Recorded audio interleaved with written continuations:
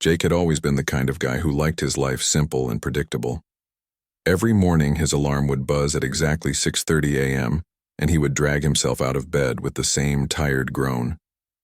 His small apartment wasn't much to look at, but it was his space and he knew every corner of it like the back of his hand. The bathroom was tiny, barely big enough for one person, but Jake had made it work for the past 3 years. The shower had this annoying habit of taking forever to heat up, so he'd learned to turn it on first thing and brush his teeth while waiting for the steam to start fogging up the mirror. It was a routine he could do with his eyes closed. That particular Tuesday morning felt exactly like every other Tuesday morning. The weather outside was gloomy, with thick gray clouds hanging low over the city. Jake could hear his upstairs neighbor moving around, probably getting ready for work just like he was. The sound of traffic was already building up on the street below, even though it was still early. He stumbled into the bathroom, still half asleep, and turned the shower handle to his usual setting. The pipes made that familiar groaning sound they always did, like an old man complaining about being woken up too early. Jake yawned and reached for his toothbrush, going through the motions he'd done thousands of times before. The steam started, rising from behind the shower curtain, and Jake felt that small sense of satisfaction he got every morning when the water finally reached the perfect temperature. He finished brushing his teeth, spit into the sink, and looked at himself in the mirror. His hair was sticking up in all directions, and there were dark circles under his eyes from staying up too late watching random videos on his phone. Jake worked at a small office downtown, doing data entry for an insurance company. It wasn't the most exciting job in the world, but it paid the bills and let him live his quiet life without too much stress. His coworkers were nice enough, though he wouldn't call any of them close friends. Most days he'd eat lunch alone while scrolling through social media, then head home to his apartment where he'd order takeout and watch TV until bedtime. He wasn't unhappy with his life exactly. It was comfortable, safe, and predictable. Jake had tried dating a few times over the years, but nothing ever seemed to stick. He'd convinced himself that he was better off alone, that relationships were just too complicated and messy for someone like him, who preferred things simple. The bathroom was getting nice and steamy now, and Jake could feel the warmth starting to chase away the morning chill. He grabbed a clean towel from the small closet and hung it on the hook next to the shower. Everything was exactly where it should be, just like always. Jake had this little ritual before getting into the shower. He'd check that the door was locked, even though he lived alone and nobody ever came to visit. He'd make sure his phone was plugged in and charging on the bathroom counter. He'd even straighten up the bath mat so it was perfectly aligned with the edge of the tub. These small actions made him feel in control of his world, like everything was in its proper place. The hot water felt amazing as it hit his shoulders, washing away the last traces of sleep. Jake closed his eyes and let himself enjoy this moment of peace before another ordinary day began. He could hear the water hitting the tub floor in a steady rhythm, mixing with the distant sounds of the city waking up outside his window. This was his time, his space, his routine. Nothing ever changed in Jake's bathroom at 6:45 a.m. on a Tuesday morning. The same soap, the same shampoo, the same temperature, the same everything. He liked it that way because it meant he never had to think too hard or worry about surprises. Surprises, in Jake's experience, were usually bad news. He reached for the bottle of shampoo sitting on the small shelf he'd installed in the corner of the shower. The bottle was almost empty, and he made a mental note to pick up another one on his way home from work. These were the kinds of problems Jake was comfortable dealing with. Simple, practical, easily solved. The steam was thick now, making everything feel soft and dreamlike. Jake took a deep breath and felt his muscles starting to relax. In about 20 minutes, he'd be dressed and heading out the door to catch the bus. He'd sit in the same seat if it was available, listen to the same playlist on his headphones, and walk into his office building ready for another predictable day. But as Jake opened his eyes to reach for that almost empty shampoo bottle, his perfectly ordered world was about to change in ways he could never have imagined. The comfortable routine he'd built around himself was about to be shattered by something so impossible, so completely outside the realm of normal experience, that it would make him question everything he thought he knew about reality itself. The steam swirled around him, and for just a moment Jake thought he saw something moving in the mist that shouldn't have been there. But that was impossible. He was alone in his locked bathroom, just like he was every morning. Nothing ever changed. Here, nothing ever would. Or so he thought. Jake reached for the shampoo bottle, and that's when he saw her. Standing right there in his shower, not even 3 feet away from him, was a woman he had never seen before in his entire life. His hand froze in midair, his brain completely unable to process what his eyes were showing him. She wasn't supposed to be there. Nobody was supposed to be there. The bathroom door was locked. The window was too small and too high up for anyone to climb through. Yet here she was, standing calmly in the spray of hot water like this was the most normal thing in the world. The first thing Jake noticed was that she didn't look wet at all. The shower water was hitting her directly, but it seemed to just bounce, right off her skin and clothes. Her dark hair should have been soaked and hanging in her face, but instead it moved gently around her shoulders like she was standing in a soft breeze instead of a stream of water. Her eyes were the strangest shade of purple Jake had ever seen, almost like the color of deep ocean water mixed with twilight sky. They seemed to glow slightly in the steamy bathroom light, and when she looked at him, it felt like she was seeing straight through to his soul. Jake tried to move, tried to speak, tried to do anything at all, but his body just wouldn't respond. She was wearing what looked like clothing, but Jake couldn't quite focus on the details. The fabric seemed to shift and change before his eyes, sometimes looking like a simple dress, other times appearing more like flowing robes. The color changed too, shifting from silver to blue to something that wasn't quite any color he could name. The woman tilted her head slightly to one side, studying Jake with the kind of careful attention someone might give to an interesting painting in a museum. Her gaze moved slowly from his face down to his feet and back up again, like she was taking mental notes about every detail of his appearance. It wasn't threatening or inappropriate, but it was deeply unsettling in a way Jake couldn't explain. Time seemed to have stopped completely. The water was still falling, but Jake couldn't hear it anymore. The steam was still rising, but it moved in slow, dreamlike patterns. Even his own heartbeat seemed to have gone silent, though he could feel it, pounding so hard in his chest that he thought it might burst. Finally, after what felt like hours but was probably only a few seconds, the woman spoke. Her voice was unlike anything Jake had ever heard before. It didn't seem to come from her mouth exactly, but rather from everywhere at once.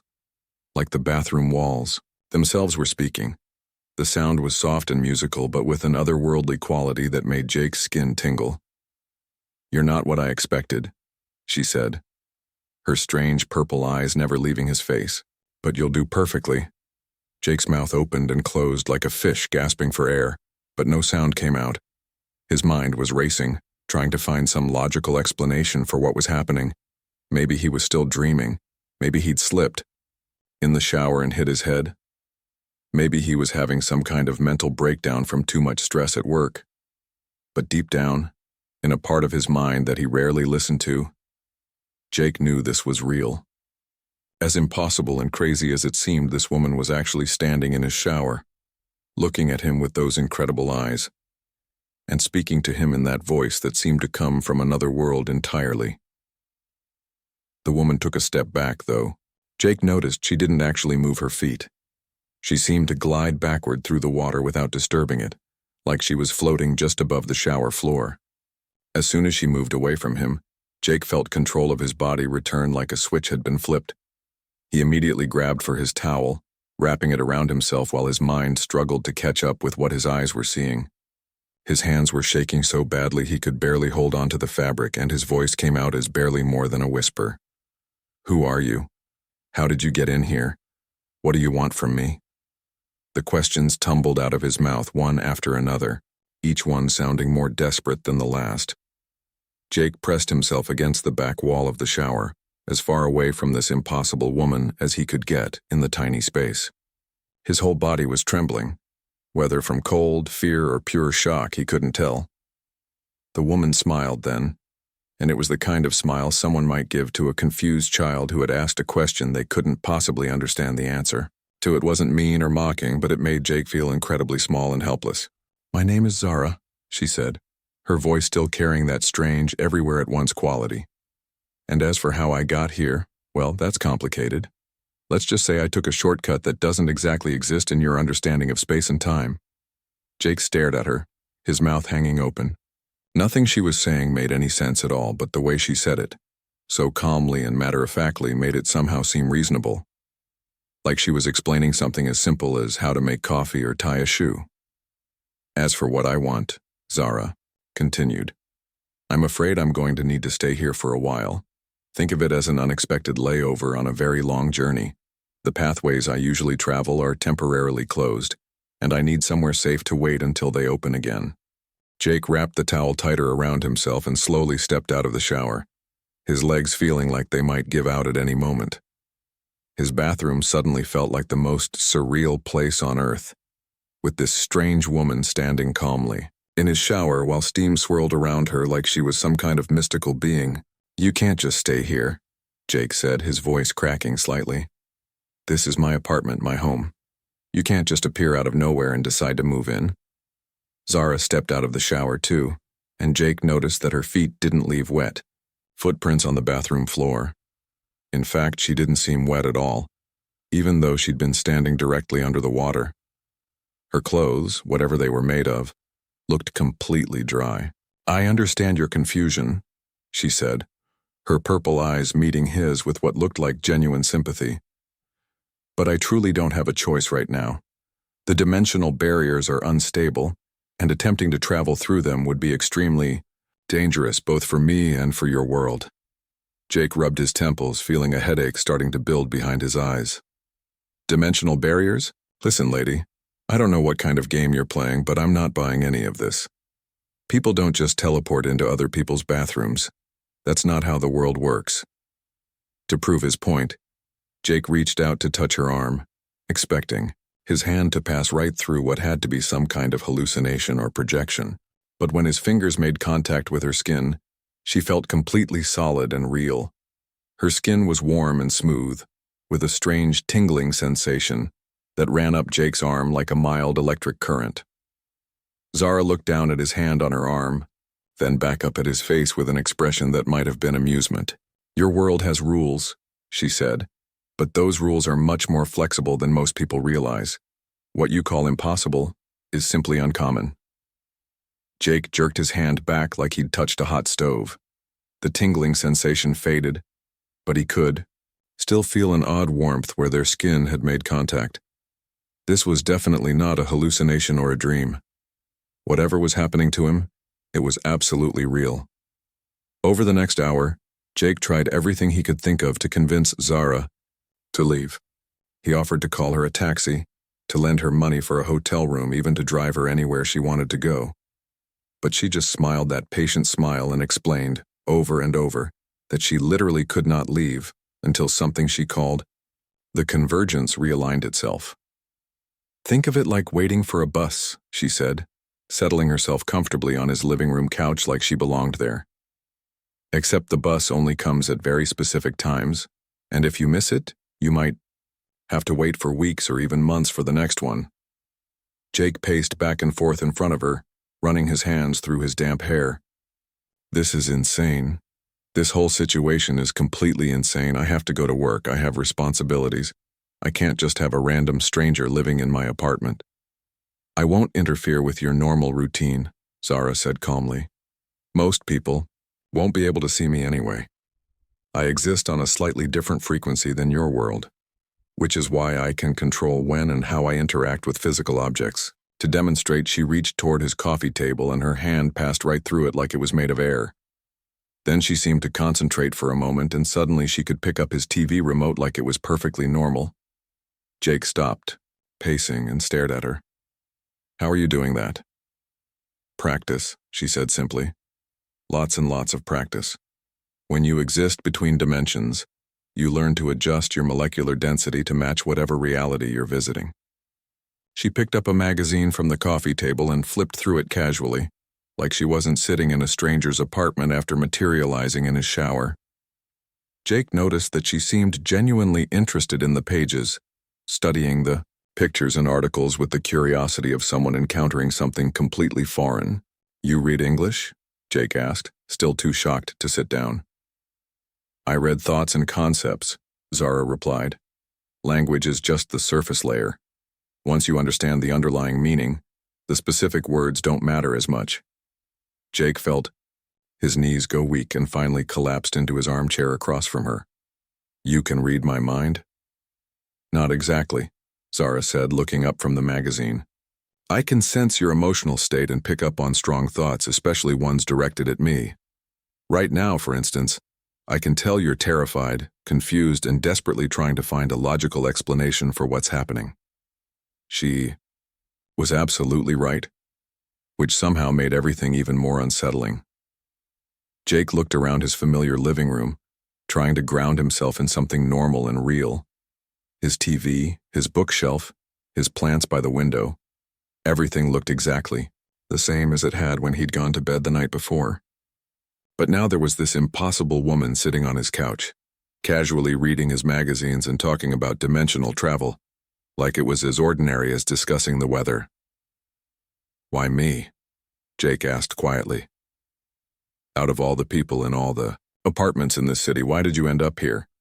Zara set down the magazine and looked at him with those strange purple eyes. For the first time since she'd appeared, her expression became serious, almost sad. "That," she said slowly, "is not an accident. I didn't just randomly teleport into your shower, Jake.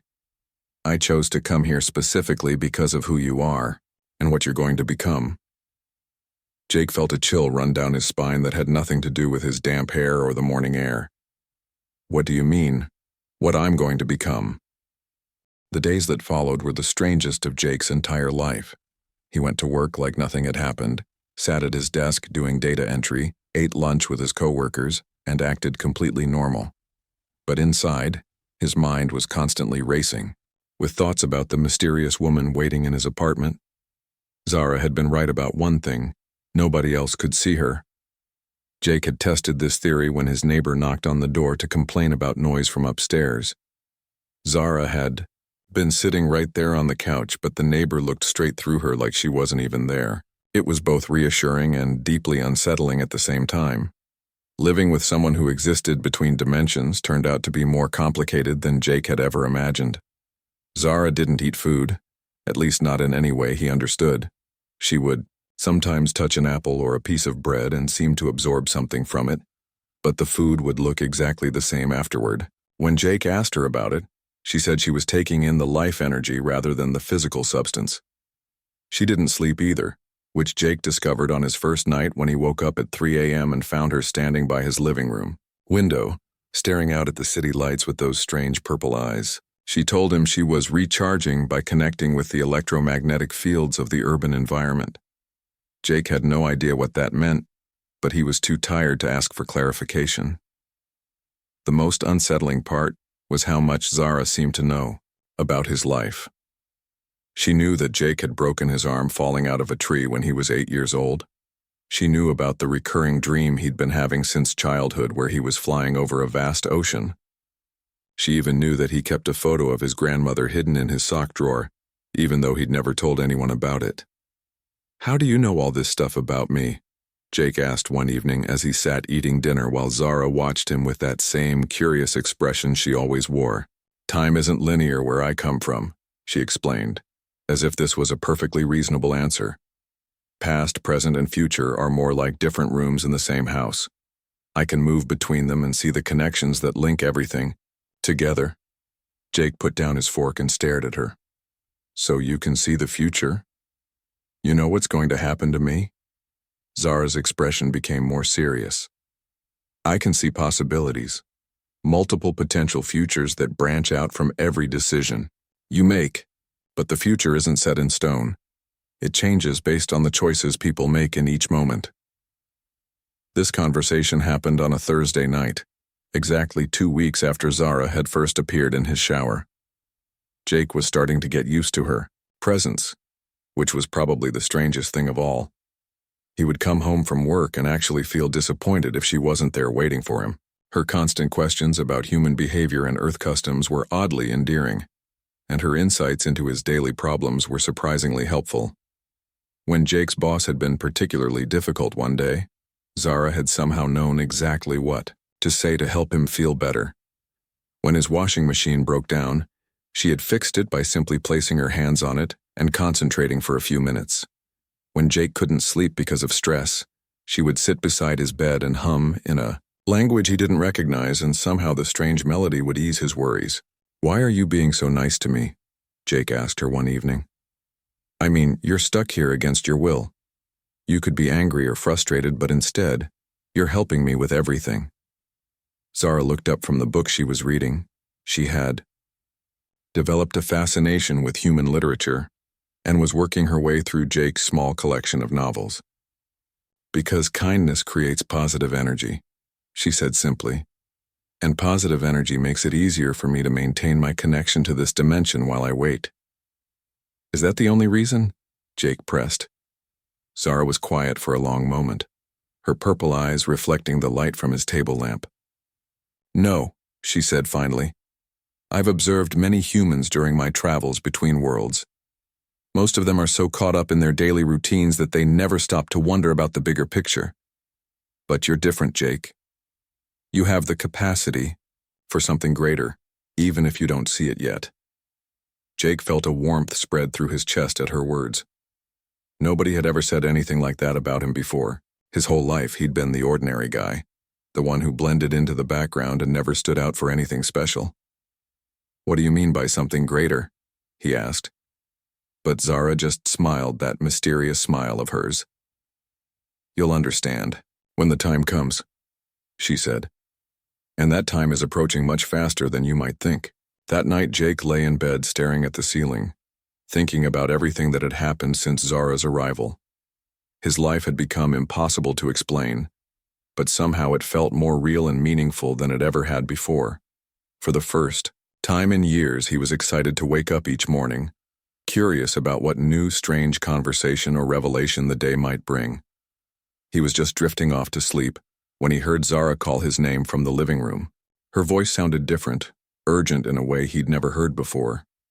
"Jake," she said, and there was something in her tone that made him sit up immediately. "It's time. The convergence is beginning, and I need to tell you the truth about why I'm really here." Jake stumbled out of bed and found Zara standing in the middle of his living room, but she looked different than he'd ever seen her before. Her usual calm, mysterious demeanor had been replaced by something that looked almost like panic. Her purple eyes were brighter, more intense, and the air around her seemed to shimmer with an energy that made Jake's skin tingle. "What's happening?" Jake asked, rubbing the sleep from his eyes. "I haven't been completely honest with you," Zara said, her voice carrying an urgency that made Jake instantly alert. "I told you I was waiting for the pathways to reopen so I could continue my journey, but that was only part of the truth." She began pacing back and forth across his small living room, her form flickering slightly like a TV with bad reception. Jake had never seen her look so agitated before, and it was making him nervous. "The real reason I'm here," Zara continued, "is because your world is in danger. Not just your city or your country, but your entire planet. There's something coming, something that will change the course of human history forever, and it's going to happen very soon." Jake felt his stomach drop. "What kind of danger? Are you talking about like an asteroid or a natural disaster or something?" "Worse," Zara said, stopping her pacing to look directly at him. "There are beings from other dimensions who have discovered Earth, and they don't see humans as equals. They see you as resources to be harvested. They're planning to break through the dimensional barriers and take over your world, and most humans won't even realize it's happening until it's too late." The room felt like it was spinning around Jake. He sat down heavily on his couch, trying to process what she was telling him. "Why are you telling me this? What am I supposed to do about something like that? I'm just one person. I work in data entry. I'm nobody special." Zara knelt down in front of him, her purple eyes looking directly into his. "That's where you're wrong, Jake. You're not nobody. You're one of a very small number of humans who have the ability to see and interact with beings like me. Most people's minds simply can't process our existence, but yours can. That makes you incredibly valuable." She reached out and took his hands in hers. Her touch sent that familiar tingling sensation through his arms, but this time it was stronger, more electric. In every possible future I've observed, there are only a few humans who step up to fight against the invasion, and in the timelines where humanity survives and remains free, you're always one of them. Jake stared at her, feeling like his entire world was crumbling around him. I don't understand. How am I supposed to fight against beings from other dimensions? I don't have any special powers or training or weapons or anything. You have something more valuable than any of that, Zara said. You have the ability to inspire others, to help them see beyond their ordinary lives and understand what's really at stake. The resistance against the invasion won't be won with weapons or technology.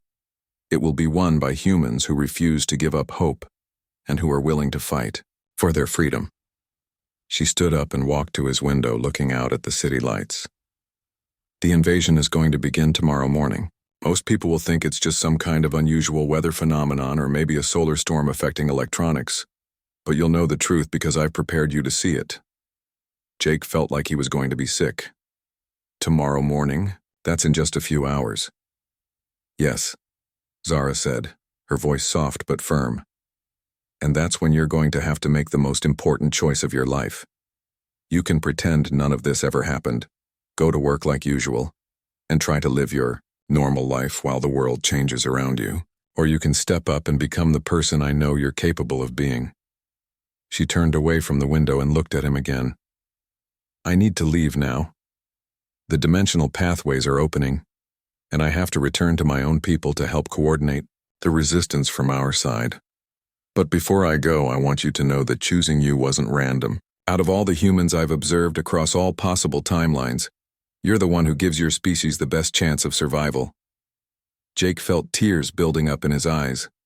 In just 3 weeks, this strange woman had become the most important person in his life, and now she was telling him she had to leave forever. What if I'm not strong enough? What if I can't do what you think I can do? Zara walked over to him and placed her hand gently on his cheek. Her touch was warm and comforting, and for a moment Jake felt a sense of peace wash over him despite everything she'd just told him. You're stronger than you know, Jake, she said softly. You've already proven that by accepting me into your life, by keeping an open mind about things that should have been impossible. Tomorrow morning, when you see the signs beginning, you'll know what you have to do. She began to fade then, becoming translucent like morning mist. Remember, you're not alone in this fight. There are others like you, other humans who can see the truth. Find them, work together, and never give up hope. The future of your world depends on people like you having the courage to do what's right. Wait, Jake called out, reaching toward her fading form. How will I know what to do? How will I find these other people? But Zara was already gone, leaving only the faint scent of ozone and the lingering warmth of her final touch. Jake stood alone in his living room as the first rays of dawn began creeping through his window, knowing that his quiet, ordinary life was over forever, and that the most important day in human history was about to begin. He looked at his reflection in the dark TV screen and saw something in his own eyes that he'd never noticed before. A determination and strength that Zara had somehow helped him discover. Whatever was coming, whatever choice he had to make, he knew he was ready to face it.